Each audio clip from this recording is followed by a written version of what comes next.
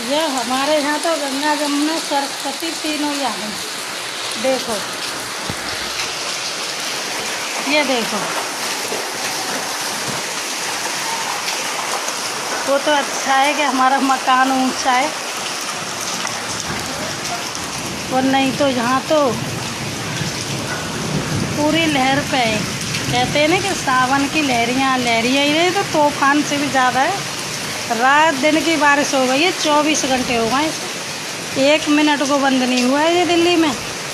कितनी तेज़ बारिश है, लेकिन इतना ज़रूर है कि अगर बंद हो जाए बारिश अभी, ये आधा घंटे में पानी की बूंद नज़र नहीं आएगी, सारा निकल जाएगा। ये गांव गोट जैसा नहीं है कि मतलब भरा रहे, वो कुछ नहीं है। अभी नज़र आ रहा है जब तक बारिश हो रही है। मैं तो बार बार देखने आती हूँ।